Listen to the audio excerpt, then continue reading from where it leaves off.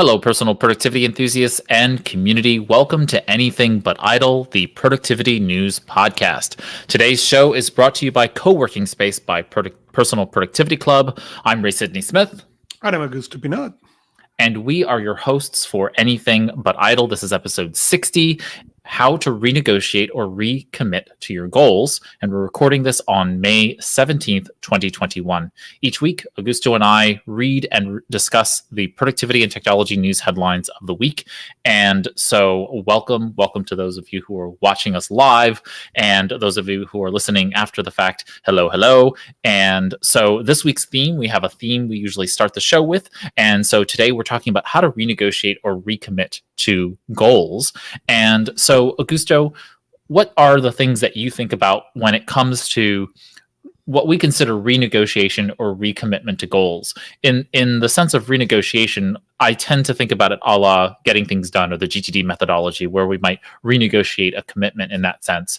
When we talk about recommitting to a goal, it seems like it's kind of a bigger thing, like something that we are trying to achieve and where we've somehow faltered, we've stumbled, and we want to right the ship and get back toward reaching that goal. What are some of the things that you do to renegotiate commitments and recommit to goals? Well, let's begin with renegotiate those commitments or those goals. And I agree with your definition. For me, renegotiating means I have told you I was going to do something by X date and time, and it's not going to happen for whatever reason. Now I need to go talk to you and find a new agreement to that and renegotiate, as the word says. And that's something that, let's say, I'm pretty decent at. I don't like broken agreements, and I do a really decent job into defining those agreements in the front end and try to keep those agreements at when they are going to be out. And that's one of the reasons. And I tend to do this in writing, because both the agreement as well as the renegotiation, so that way we are all in the same page and we are not suffering from I thought you said, I thought you understand, right? And those kind of things. Even with my kids, I do that in writing.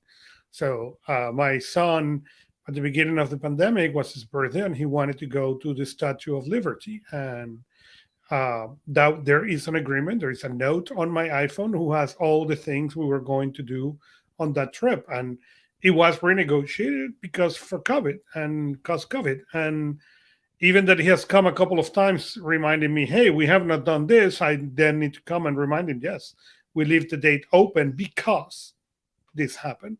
So that's for renegotiation. For recommit, then there are two different things for me. One is I have a product I call the Impact Journal, where I advise people to recommit to their goals daily. Why?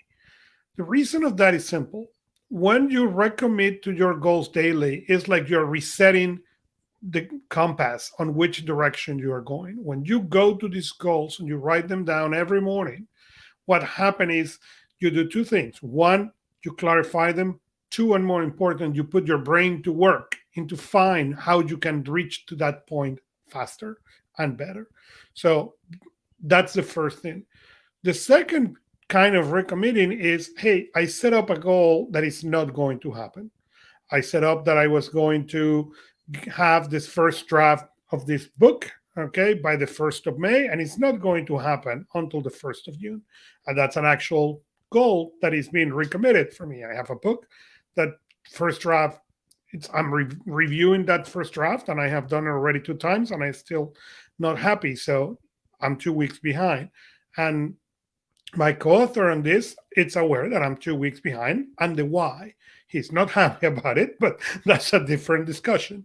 Okay, it's not a broken one; it's a renegotiated one. You can go and work with the I'm not happy version, or he can wait until I get a happier version of this.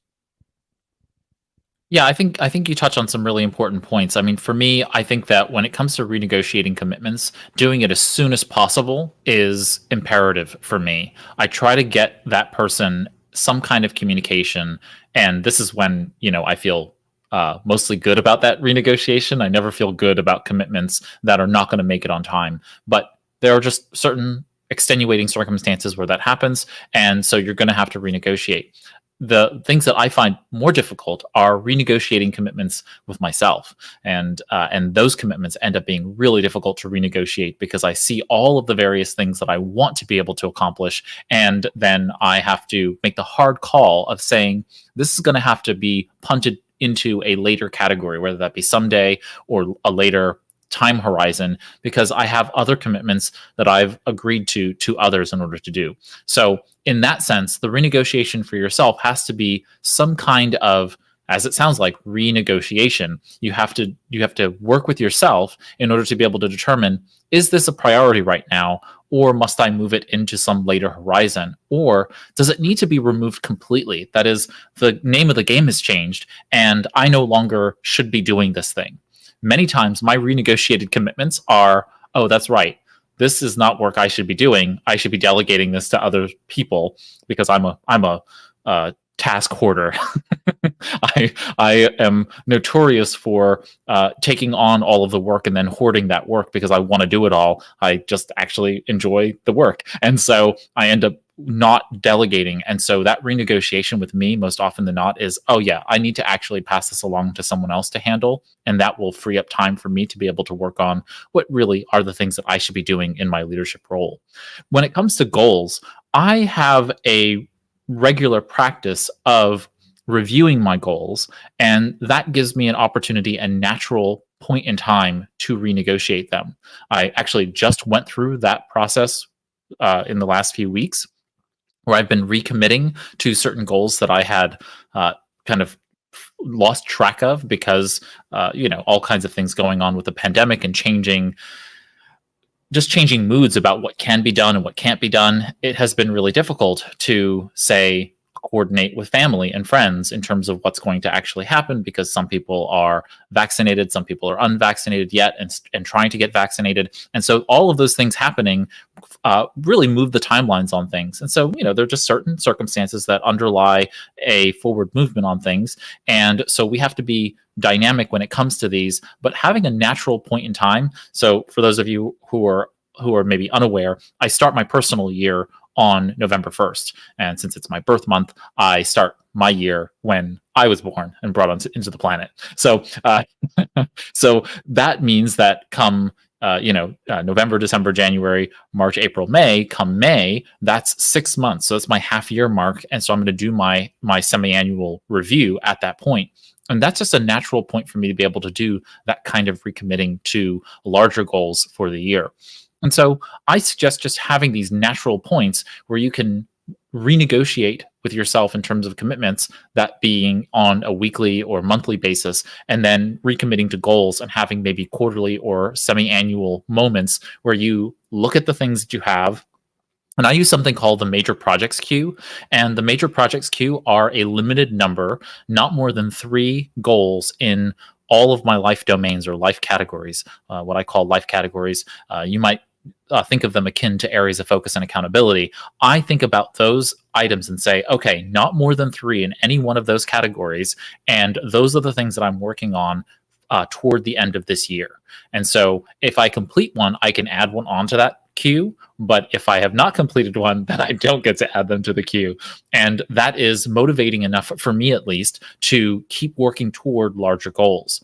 And it also tells me what I should be working on in any given quarter or half year. And that's been really helpful for me in terms of that. So I hope that helps in terms of renegotiating. I think it's useful, as Augusto said, to communicate original commitments in some kind of written format. That way people are aware and you can kind of look back and determine.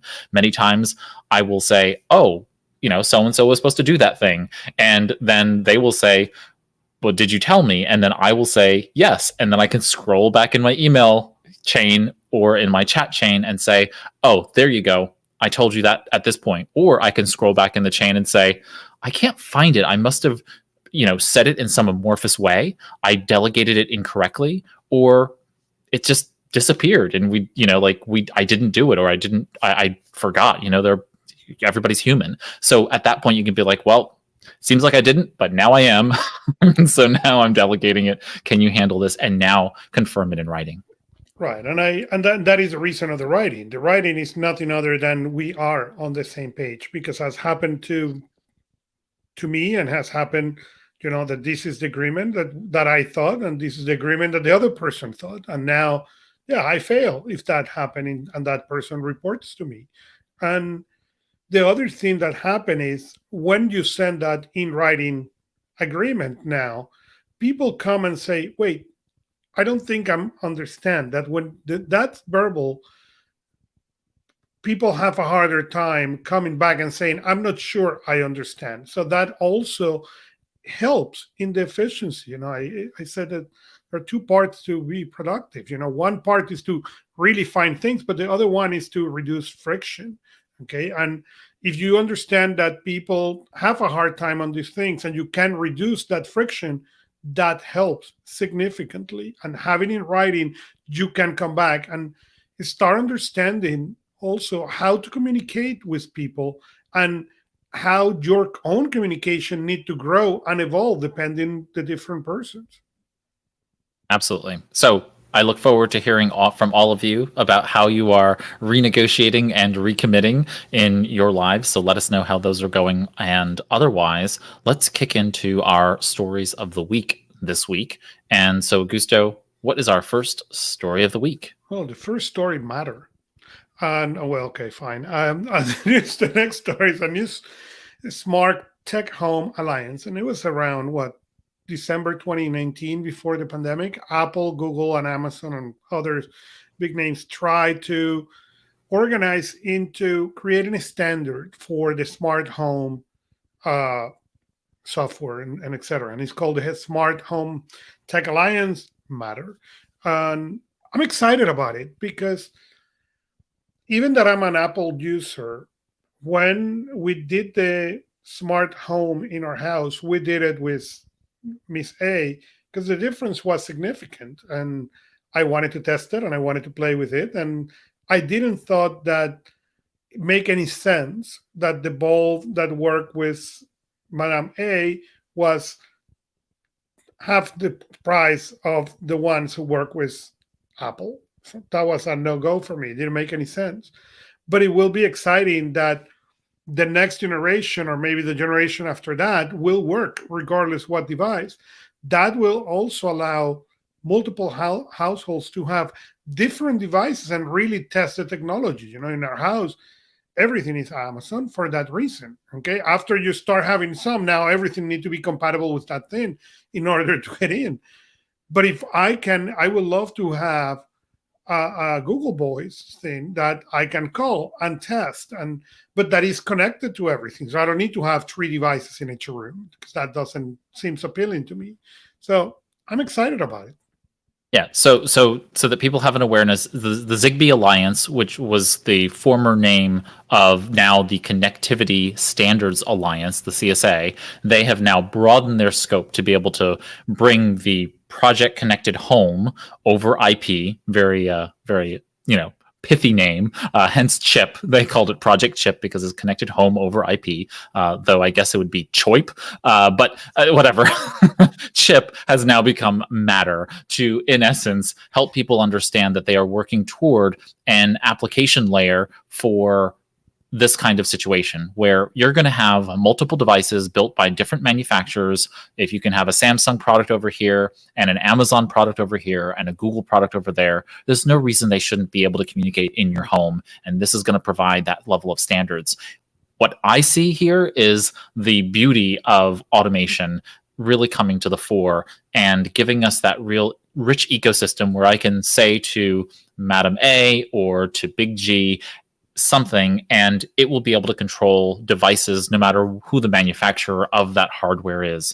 And I just look forward to all of the big tech playing nice and also providing security updates consistently for all of those devices so that they don't get hacked into. You want too much.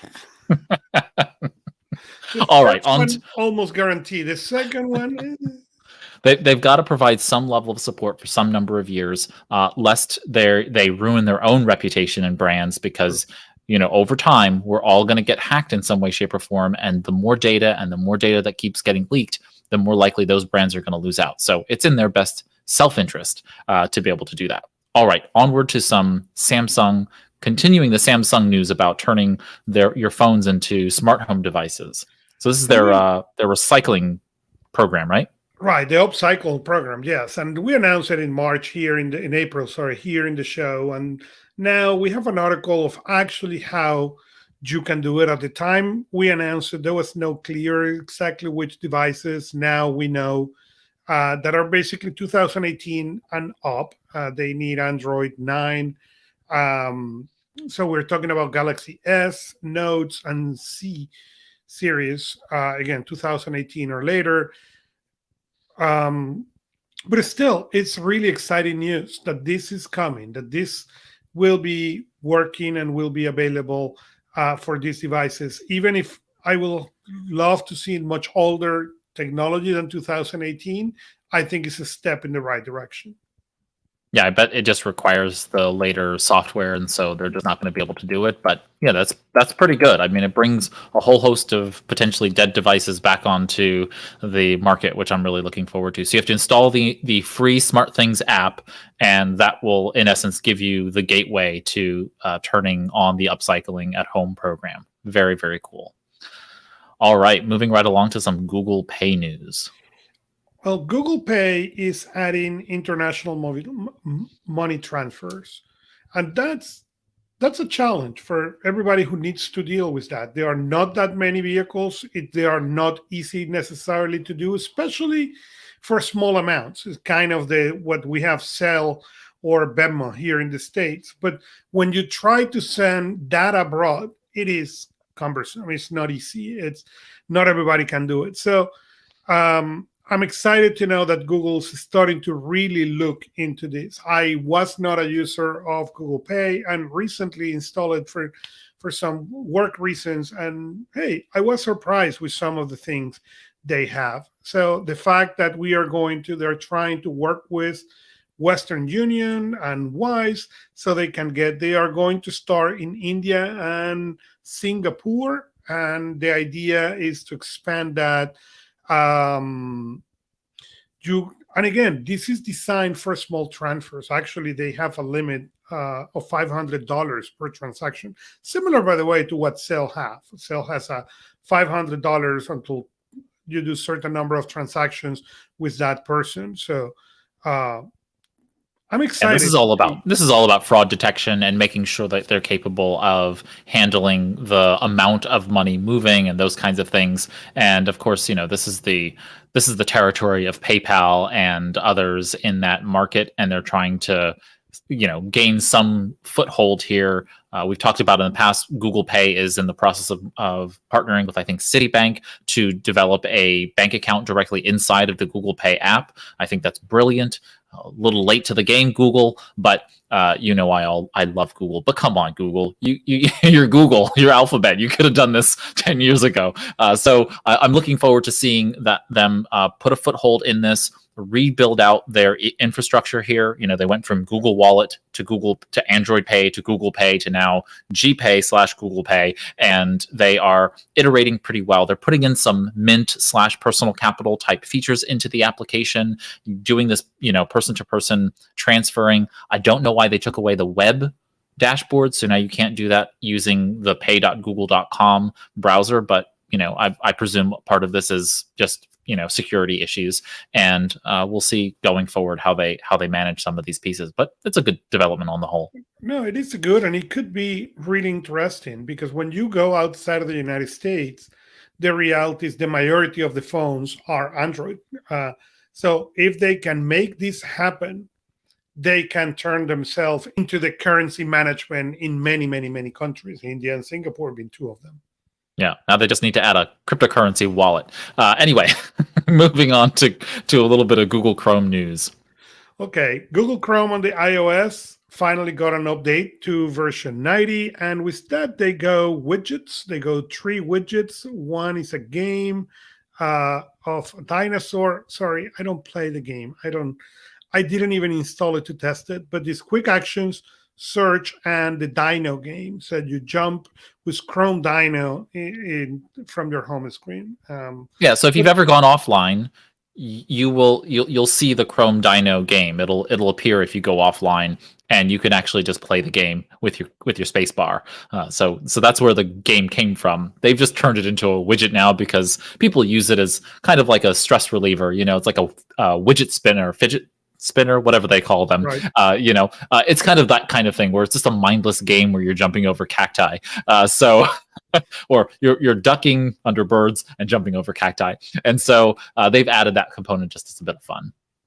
So, but that's good. I mean, finally we have the updates. In other things, you can search, navigate, incognito mode, everything from that widget on the beginning of the screen. You can do many of those things already on iOS, but if you leave on that Google, if that is work, as I do, work in my life is on Google, not on Safari. So that may be really good. Yeah, I think this is just everything that they can do to put Google goodness into iOS, I think is good for me. So, the iPad and any iOS device in my world, even the Mac devices, they're all just vessels for me to access my cloud infrastructure. So I don't really care about the Apple software, so to speak. And a lot of people depend upon it, and a lot of people love it. I know you do. That's fine. I just want great hardware so that I can access Google. And so it's a really great feature when Chrome, being my browser of choice, gives me greater features on the platform. And yeah, the more Google and Apple and the rest of them, Samsung, Microsoft, otherwise, are playing well together, I laud all of those efforts. All right, a little bit more Google news. So yeah, there is a lot of Google news. Even though there was a lot of news this week, I was excited about it. We have been from a dry, we have little news. This week was really active, but the Google Assistant can now broadcast to your smartphone. Again, I don't have a big G to test it, but according to the article, you could install it into iOS and broadcast using your big G, and it will even go on in the iPad in your case, or the iPhones. I love Madame A announcement, okay? And that's how I call my kids, and things, and at home, it's all through announcements. I use that feature so I shout less as a parent, okay? But I think it's cool now that my kids are starting to grow up. We have the first smartphone in the house that do not belong to an adult. So it will be really cool to start having those features too. No, this is really helpful. We're a Google household, and so we have lots of Google devices around, and it's just really helpful that, say, I turn off my phone from being on the network because I happen to be, on the roof deck, or I'm just walking around the block with the dog and still want to receive the broadcast message. That will now happen. That wouldn't have happened before. I wouldn't have heard the message if somebody else in the house thought I was home and was trying to broadcast the message to me. That will now happen. And that's really just a great extension of the feature. I can see how it could be abused. And so we will have to overcome some of those pieces. But the broadcast message doesn't seem to me to be too invasive in that sense, since it is only a one-way type of message. You can reply to a broadcast message. So there is a function you can press the screen or audibly tell the Google Assistant to go ahead and reply. But it isn't as invasive. So it would only be audibly saying the message out loud to you in that sense. So I like it because I have my Pixel Buds 2 in, walking around the block with the dog. I get the notification that there's a broadcast message, and then I can go ahead and respond or not until I get back to the house. Yeah. No. And I think, for example, I hope that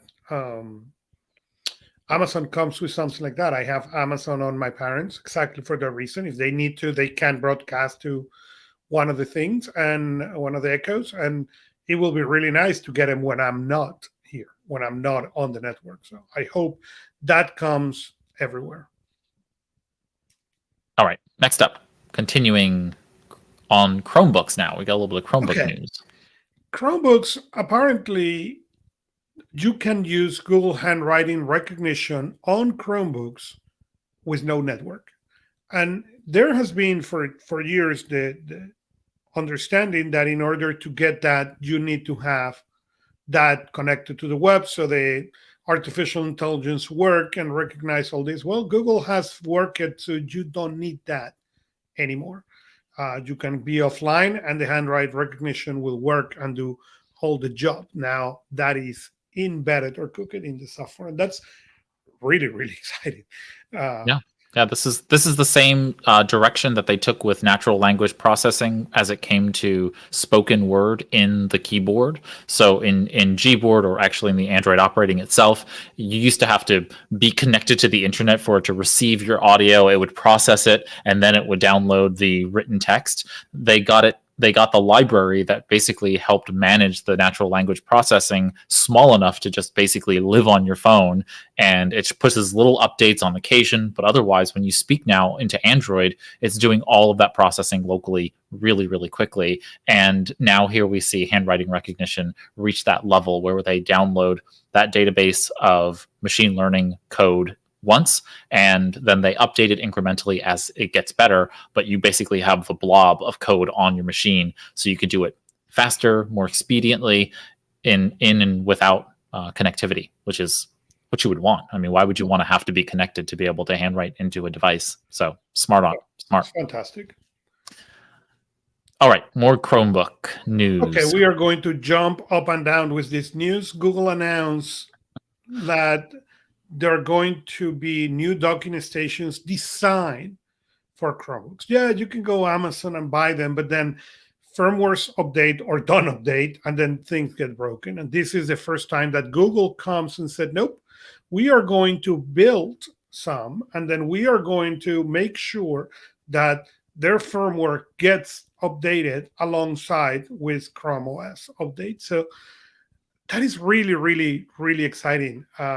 Hyper then announced it, their lineup that is going to work is not available yet. They are coming out on August 2021, but they are on my list of things to acquire. I think it's going to be fantastic for the Chromebook in my life to have that instead of the connections that I have done. I have a small Lenovo Duet. The problem, the Duet works incredibly well for what I need, that is playing and testing, but it has limitations. Okay, it's a cheap Chromebook. So when you try to put the Ethernet cable and connect the microphone for the podcast and connect the power, okay, it took me a while to find an adapter that did not mess up all the power management of the machine. So having that will solve problems for me and a bunch of other people, and have now a really possibility to connect stuff. So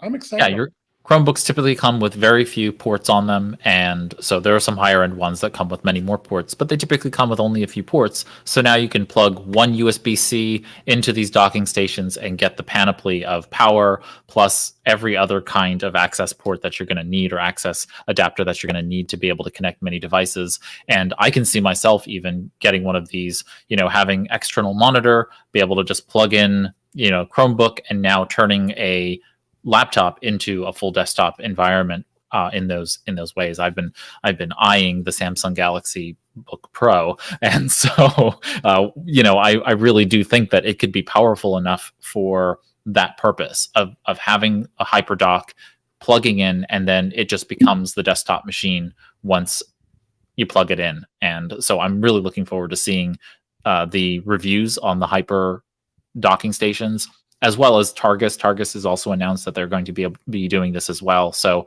we'll be seeing not just one Work with Chromebook certified set of docking stations, but multiple manufacturers attacking this. And so competition can only be good here. So that's correct. All right. We have reached the halfway point in the show. And so we're going to take a break now for a word from our sponsor this week, Co-working Space by Personal Productivity Club. And when we get back, we are going to be talking about some new and other news, and then we'll do new tools of the week. We have a new segment from Dr. Frank Buck, and then our story of the week. So we will see you after the break. While working in person may be normal for you, it's unlikely your coworkers are as interested in being productive as you are. Or working remotely or from home can be isolating, and there's something powerful about being with productive people, even virtually, that helps you be more engaged. If a flavor of these sounds familiar, Co-working Space by Personal Productivity Club is for you. Co-working Space is a virtual work community designed to help members be more effective and efficient in their work and personal lives. At its core, we provide goal tracking and host focused action sessions throughout the week for accountability and camaraderie. Visit anythingbutidle.com/coworking to learn more. Co-working Space lives inside Personal Productivity Club, a digital community for personal productivity enthusiasts, so you can find people who use methods and tools you do too. Again, head over to anythingbutidle.com/coworking to see how Co-working Space can help you be more productive. And now, back to our show. Hello, everybody. I'm Ray Sidney-Smith, and I'm joined here with Augusto Pinaud. Welcome back to the second half of our show, Anything But Idle. And so let's get into our part B of the headlines. Augusto, what is our first article, productivity article this week? New York Times launched or wrote or published an article on how to power up your to-do list. And it's talking about, hey, getting your to-do list and using it, depending if you have an iOS or you have a Google phone, use the basic to-do list that comes with your phone. In the case of iOS, it's reminders. In the case of Google Task. And how to use it, integrate it in the case of the Google with your calendar, with your Gmail, and do some basic management into those two applications, how to share some of the tasks, how to do some of those basic things so you can really carry that to-do list in your pocket and use it. Given for the productivity world and some of our users, that is way too basic, but it is a great article to share with the non-productive people in your life, because now the New York Times is bringing this up, that it may have, in their perspective, more validity than your arguments. At least that will happen in my life. Yeah, and I think that they actually both, we underestimate the power of both Apple and Google's baked-in reminders tools. And in the case of Google Android, remember that you not only have Google Tasks, but you also have Google Keep, which also can manage some level of reminders, both with location-based triggers and time-based triggers, as well as sharing of tasks. So I know that it's two different tools, but they are both baked into the Google world, and both give you together a really strong capability. Plus, then you get all the automation functions that are connected in that capacity. And so on the Apple side, I mean, really, Apple Shortcuts and Apple Reminders talk about two really powerful partners. And with Google really gives you access to the Google Assistant and Google Routines to be able to do some more powerful stuff there. You would need to really access something more powerful in terms of a connection, some kind of workflow automation tool in order to really do what Apple Shortcuts does natively on the operating system. But you do have tools that can do it, utilizing what in essence is baked into the operating system, coded right in. So I thought the article was really good in giving that kind of basic overview. And all right, onward to our next article. Our next article is called The Workflow Tweak That Skyrocket Your Productivity, and talks about communication and how to improve communication and the different ways to communication. When these articles remind me often something that I take for granted. I was born in a different country. I have done business with people from outside the United States as well as the United States for so long that some of those barriers, I don't think about it. They are ingrained already, but not everybody have that experience. And the pandemic has bring now dealing with nationalities, dealing with, different personalities, different, I was laughing at a client with a client, not at the person per se, but they were making a meeting in Latin America and said, but they told me at 9, they come at 10:45, and they were, when I jump, they text me and I jump into the meeting, they were surprised that I was mad. And I said, sorry, what they said? Well, that they may be at 9. Oh, maybe at 9 on the country you are dealing. That means it's never going to happen. Okay. But those are the subtleties that you need to learn. Those are the subtleties that, as we were talking earlier about agreements, those are the things that make it really, really important. What people do. There are cultures that are a lot more confrontive. There are cultures that, by the culture, if you are the higher in that organization and you said something, nobody will argue with you, even if what you're saying is the most absurd thing in the world. But you need to understand those things so that way you can do better communication that at the end of the day will bring better work. Yeah, I think I don't think many people who are watching are underestimating the power of communication and their productivity, but I also feel like it's always good to refresh our memory in terms of the things that actually help in communicating. And of course, that's active listening, and the article mentions active listening, and of course, communicating in ways that fit culture. And culture is not just on the country level, not just nation states, but within an organization. Cultures are to organizations as habits are to individuals. Mm-hmm. And we need to remember that if we can work within the culture in a way that where we're communicating in a way that really helps us be more productive, that can be the defining point of our career there. And so just commanding communication in those subtle ways, I think, is a really good refresher for us all, something that we should all be continually reminded of. And so onward to the 7 sins of memory, which is the name of this article on Nest Labs, but it also is the name of a book, The 7 Sins of Memory by Daniel Schachter, who's a professor of psychology at Harvard University. And so what did you think about this article, Augusto? This was a lot. There was a lot of meat on this article. It was a really deep article, really interesting. I like the scenes of omission and commissions. I love how he went in this 7 models of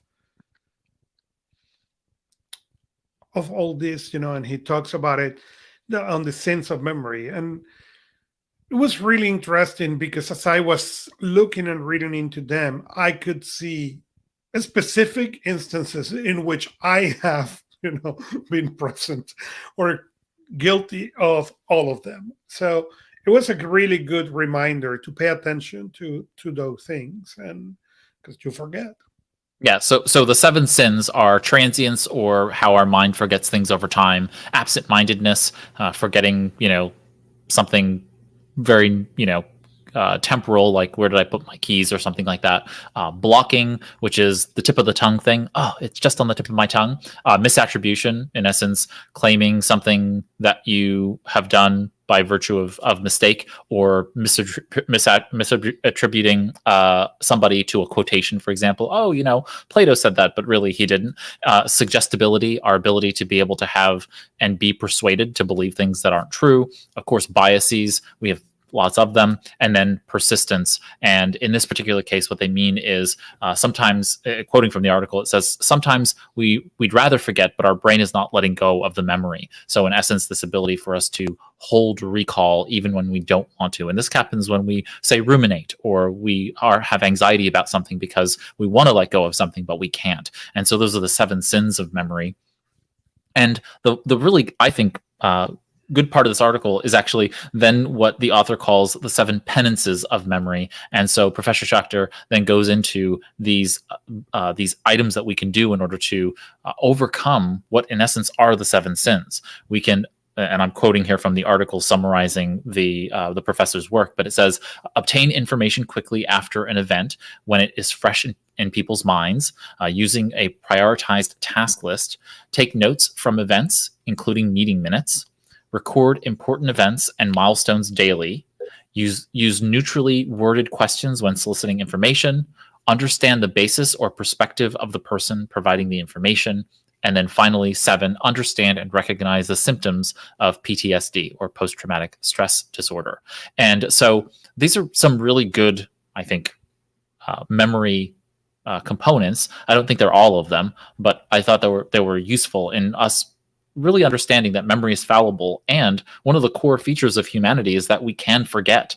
Like the idea of forgiving and forgetting is mostly about forgetting, and that has actually helped create human civilizations. I don't know if I was noting this on this show or otherwise, but I'm rereading *Sapiens* by Yuval Noah Harari, who's a noted anthropologist, and the idea here is that so many things have affected humanity in a way that has helped us really come to where we are at the proverbial top of the food chain. And one of those things is our component of being able to forget. And if we didn't and couldn't forget things, we wouldn't be able to survive as humans. It's so remarkable that that little feature built into our biology allows us to be able to operate in a way, because if you could never forget, then you would always think that what you thought first was true. So imagine a child thinking that a wall is something different than what a wall is. We would ultimately never be able to get rid of that thought, and that we can is a remarkable thing, that memory is malleable. So anyway, I thought it was a good article. I thought it was really interesting, and I think it's good for us all think about how we can use mnemonics, for example, to become better at accurate memory. But I think externalizing as much as we can allows us to be able to have better concreteness as to what is reality and what's not. That's also a good thing. All right, on to our next article. Our next article talks about the present is your friend, and it was talking about your thoughts, push you to the future. And it's interesting because the article said something that it was really familiar to me. Unlike the author described before he tried meditation and other things, I used to joke, and sadly not kind of in a good way, that the problem with my mind is that my mind was a committee. Okay, there were 10 people sitting on the brain discussing what to do, but none of them were doing any action. It was just discussion. Okay, and that was actually one of the reasons I began many years ago reading about personal productivity, because I could get into these long discussions, okay, but never anything happened. And it was learning, the first thing was learning to try to come back and bring them to the present action. And much later on was getting into a more mindfulness meditation and really getting the committee to keep their opinions to themselves. Okay, so we live more in the present, and it is really interesting because we think and we associate with that discussion in our mind, and didn't notice that discussion is distracting you to really do what you need to do and really help you to move forward and everything else. So it was a great article. Yeah, I think that there's a lot of Buddhism in the article, and it makes sense to me. And I have always adhered to the principle that if you live in the present, you are, as much as possible, you are removing the anxiety and worry of all of the things that had happened and all the things that could happen in the future. And the more that you live here and now, like right this moment, the better off your life will be. And that isn't to say that we shouldn't do planning. We shouldn't have reflections on the past to be able to learn, but those end up being the 20%, and the 80% ultimately ends up being us living in the moment, which means we're capable of doing the work that will make our future lives better. And when we do the work that makes our future lives better, we then enjoy the moment because our past self was smart enough to not think about only the past or only the future, but enough of it to make our present better. And that whole notion for me has always been very, in the forefront of how I think about my own productivity. And it allows me to be less anxious, and it allows me to be more productive. And so those things are all good things. All right. Onward to an Asana article. Managing distributed teams and how to lead cross-cultural empathy.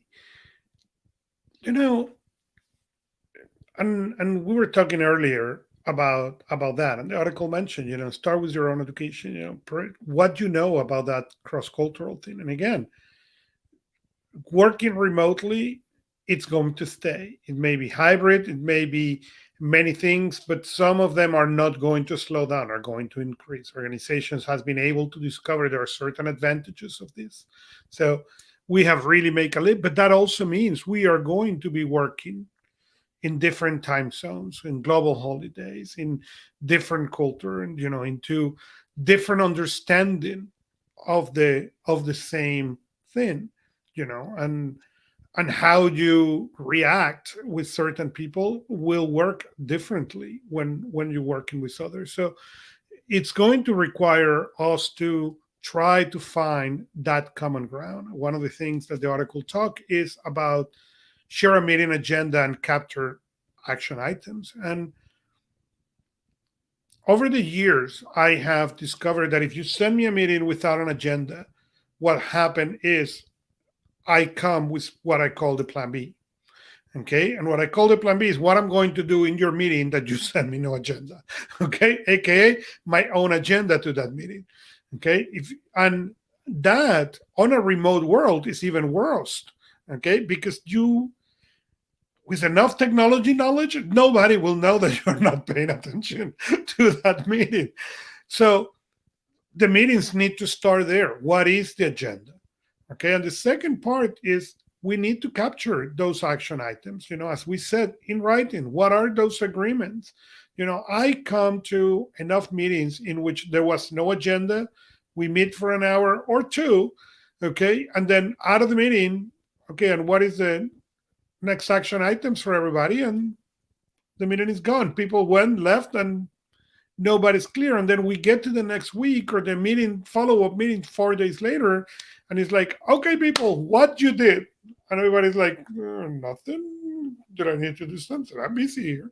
So that is really, really, really important. I mean, the article talks about, normal cultural norms and all that, but none of that really will matter if you miss this first item. Doesn't matter which country you're talking. If you don't have that meeting agenda, sorry, people feel you're going to make them waste their time. And you have more and more the risk that they come with their own agenda.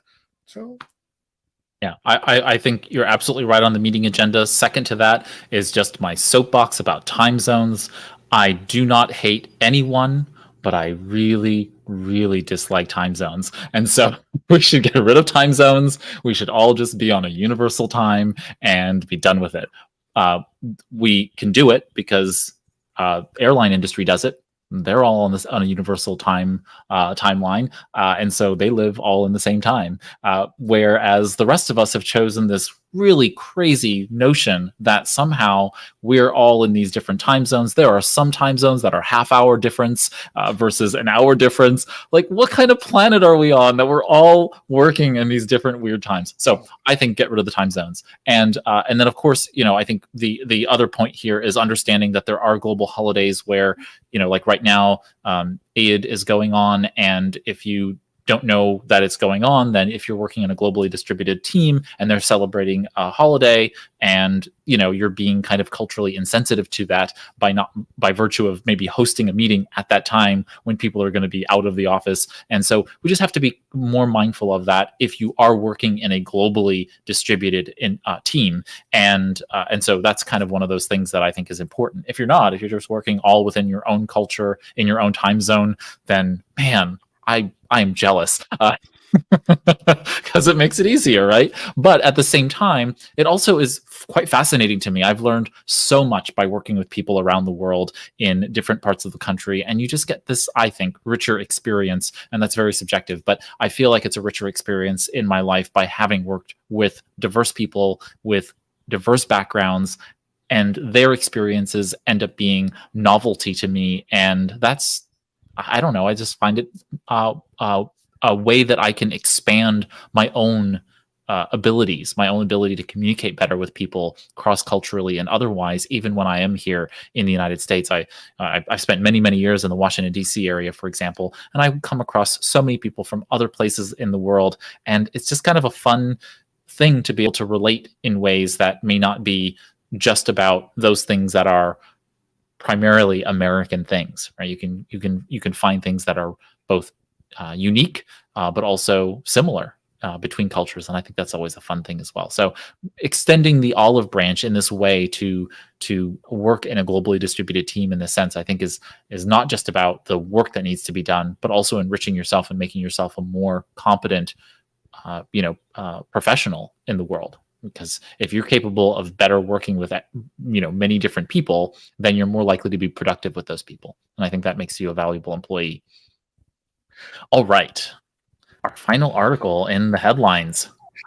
Well, the article's title, Well-Being at Work, and they should have stopped the title in there, but because then they said how to transform the worst part of your day. And I need to say, before I go to the good on the article, if your work is the worst part of your day, you need a new job tomorrow, now, okay? Don't wait. I mean, that happened, okay? But when that happened, you need to change. You need to get out. You need to go to a new organization, new industry, whatever it is. So, rant over. Okay, they talk about the 5 factors of well-being at work. And they talk about career well-being. Okay, you like what you do. Social well-being. Okay, you have meaningful friends in your working life. Financial well-being. Okay, you manage your money well. Physical well-being. You have energy to get things done. And community well-being. You like where you live. It is interesting, how the article goes into these 5 things as the factors for well-being at work. And especially for a person who has been working remotely or what is now a modern term. See, I was in the future. I have been working hybrid for so long. but it's true. And on the career well-being, it's true. And all those factors, if you don't have them, okay, it's terrible. A boss to coach. And I have said for many years, it's better to have, one of the most challenging things is to lose a good boss. Because when you have a good boss and now you get the next one, and the next one is not as good, it's so challenging and so costly for the enterprise, because you have people now leaving. You have a bunch of things that, hey, doesn't work. So it was a great article. Again, I disagree with the title, but I think it's important to understand those 5 factors and where are you against them, and to review them consistently. Review consistently that you have that career well-being, that social, that financial, that physical, and that community well-being, so you know at least where you are. Yeah, so this is actually based on the book called Well-Being at Work by Jim Clifton and Jim Harder. That is the Gallup CEO and the chief workplace scientist, respectively. And so I really need to read the book in order to be able to better understand what these 5 elements of well-being are in their context. I'm presuming that they have data to back up these statements. So I'm looking forward to reading the book and learning more about it. But the way in which the article presents itself, there's a embedded YouTube video as well. You might want to watch just a 2-minute video. But the way in which it was presented really didn't make sense to me and seemed limited. And so I'm a little skeptical of it, but I'm willing to put in the effort to read the book and see whether or not the mini article that's kind of here, whether or not it just didn't represent the holistic view of what they're talking about a little bit, was kind of just misaligned in terms of how they presented it versus what the book has to offer. So I'm looking forward to the book and digging into this concept of well-being at work. And the subtitle of the book, How to Build Resilient and Thriving Teams, speaks to me. That's something that obviously I want in certainly our distributed work environment. And so I'm looking forward to reading that. All right, we have reached the end of our headlines for this week. And that, of course, brings us along to our new tools of the week. So each week, Augusto and I scour the interwebs for all of the personal productivity stories that you hear us talking about. We select a few of them and narrow them down so we could fit that in this time frame. But we also come across many personal productivity tools and services each week. And so in this segment, New Tools of the Week, we try to bring you each a tool we think you might like. And so this week, we have 2 tools. And so let me go ahead and get those tools up on screen, because for some reason they are not up on my screen. And so let's start with this one. And the first one is the Ergodesk. I swear I'm going to get this on my screen in a moment. There we go. And so this is the next Ergodesk, and in essence, these are smart desks that allow you to be able to use it standing or seated. And the power of the desk is really quite phenomenal. This has a bit of machine learning built into the desks, and so it gives you the capability of going ahead and sitting and standing. It has a remote control. It has touch screen controls on the panel so that you can go ahead and do it. It actually does posture correction, so it's analyzing as you're standing at the desk. I'm trying to find the actual products here to show you on the site, but the idea here is that you have the desk, and it's monitoring you as you are on the desk, and so it can like feel when you're applying pressure on the desk. And you can see here that it has this little camera here as well underneath the desk as well, and there's lots of different things you can do with the desk. But then it actually has the capability of determining, are you slouching, are you doing things that you shouldn't be, and then it goes ahead and adjusts the height to be able to help correct you and to give you also prompts to be able to do that. It has voice control with built-in Google Assistant. It does all kinds of things on the screen. You can do goal tracking. I mean, it's a really powerful built-in assistant for ergonomics and having Google Assistant built in alongside the features of a high-end sit-stand desk. So wireless charging, built-in speakers. It has all of these reports that it can provide in terms of usage. And then you can go ahead and customize the desk with different tabletops, different features, and so on and so forth, including wireless charger built into the top. You can put it on casters. Lots of really, really cool stuff. And so if you're in the market for a sit and stand automated desk, a motorized desk, this is something that you might want to look at as one to choose. Augusto, what is your...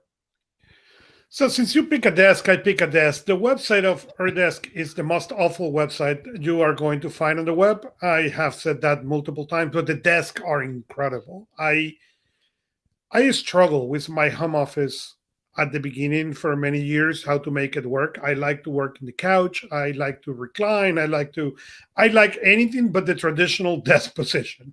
Okay. And this desk, you can configure, add pieces.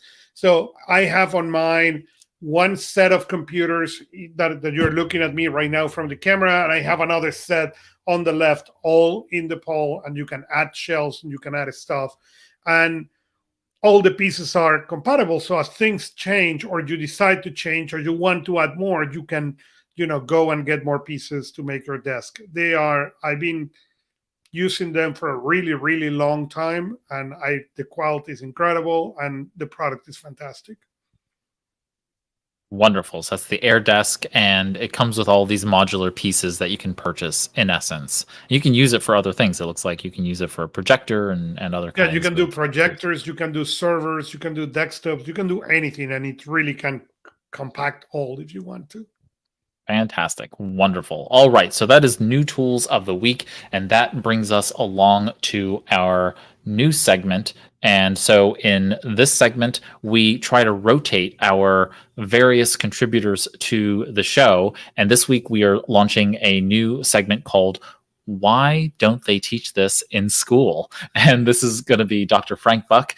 You all have had had the experience of having Dr. Buck on the show and hearing him. But Dr. Frank Buck, he makes organization easy so you can increase productivity, decrease stress, and enjoy life. Global Gurus has ranked Frank #1 in the world in the time management category for 3 years running. And so with that, take it away, Dr. Buck. We all have those sentences or entire paragraphs that we use over and over and over again. Instead of rekeying or copying and pasting from one place to another, wouldn't it be great to be able to hit a couple of keys and have all the work done for us? That's what this video is about. Hi, my name is Frank Buck, and this is the place to be if you want to get organized and make it look easy. TextBlaze is the text expander that I use, and even the free version is pretty powerful. Let's show you how it works. /SIG, and on the right you see what it changes it into, an entire signature line. It's that easy. Every one of the little snippets is going to start with that forward-leaning slash, followed by a couple of characters of your choice. So how do you get it? Go to bit.ly/FrankBuckTextBlaze. That's all in lowercase. Again, bit.ly/FrankBuckTextBlaze. Now, there's a free account, but my link is going to give you a month TextBlaze Pro for free. I think you're going to like what you see. After it's installed, you'll see in the menu bar the little icon for it. When you click on that icon, you'll see what we have now, a button where you can add a new snippet right from there, or you can go to the dashboard. So here I am in the dashboard. Here are all my snippets down the left-hand side. I can click the plus sign to add a new one. In this example, this is going to be an email from a parent who's asking a question, and the answer to that question is so well covered in the handbook. So let's say that I'm a band director, that I'm using TextBlaze. The parents asked this question, and I don't want to spend 30 minutes typing out an answer that was answered in the handbook, but I also don't just want to hit reply and say, hey, lady, read the handbook. So watch what I do. I'm going to hit /H. And look what TextBlaze has done. It's typed out this very pleasant email that talks about the handbook and how things are covered in the handbook, so forth and so on. Encourages the parent and the student to get together and see if they can find the answer in there. And if they can't find the answer, to let you know. There are a lot of things that you can do with TextBlaze. If you need a date timestamp, I've got like one of those built in, /DTS. That would just put the current date and time. We'll say, let's try that out. And so /DTS did it for me. Let's do another one. Let's do /E at, and it gave me my entire email signature. Lots of things that you can do. You'll enjoy TextBlaze.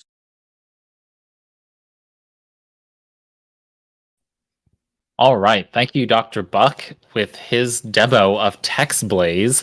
And so we will keep introducing new contributors, bringing different segments to the show. And so this was our first try at why don't they teach you this in school? And so looking forward to seeing more contributors do more segments for Anything But Idle. All right. Into and forward toward our story of the week. This week, we're talking about Google making 2FA, which is two-factor authentication, a default for all users. What do you think about that, Augusto?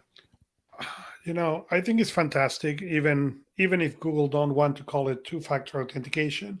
But I think it's fantastic, and I think it needs to be for everybody. You know, as you said early today in the show, we have so much online and so much that can be accessed that it is important to know. And it is important to have that second. It's really encouraging the number of companies that when they see they don't have the two-form authentication now, Dropbox is one of those, then send you an email. Google does too. Is that you connect even with your login and your password, and you don't have the two-form, and send you an email and say, hey, you log in from this device that is not in the normal devices. That I think is really, really important. But two-form authentication should be the default security for everything right now. It's what it should be. Yeah, we have so that everyone has kind of a base level understanding. Two-factor authentication really means that my first factor is username and password. I enter in my username and password. That's my primary factor for authentication. And so that's a public key and a private key. Public key is known to the website and potentially to the world because it maybe is your email address, but that private key is my password and should not be known to anyone but me and the site when I go and log in. But of course, there have been many, many hackings and, in essence, databases that have poured our email addresses and personal information onto the dark web. And so it's very easy for people to be able to find an email address and password and try that. But a second factor means that you would have to have my phone physically also with you in order to be able to access my account. What Google's doing here, and this is a little bit misunderstood, with two-step verification, what they call two-factor authentication in their world, two-step verification or 2SV, and then you'll also see it as 2FA. The idea here is that they're using a second factor. And in this particular case, they're saying if the person is already set up with all of the infrastructure, that is, they're logged into their phone that allows them to be able to receive the Google prompt. And so their phone is being used as that second factor, is basically a security key. And they have a login that looks suspicious. We're going to actually default turn on 2SV so that they're going to get a prompt on their phone that says, hey, are you trying to log in from this other location that you normally don't log into? And also, you will sometimes see it displayed and say, hey, can you press this number that's displayed on your screen? So they'll show you 3 different numbers on your screen, and they will present a single number on the device you're trying to log into. And that number is the one that you'll have to punch into the screen. And that helps reduce the capability of a hacker to be able to guess these 2 numbers that are a choice among 6 in and on your screen. So two-step verification is only being turned on by those people who are already set up to be able to have it on. They're just not going to blanketly turn it on for everybody, because they're going to be people who are not capable of doing it. So they're not locking you out of your account. There was a lot of news stories out that were like completely bogus. They're turning it on for those people who can have it turned on safely, not to get you locked out.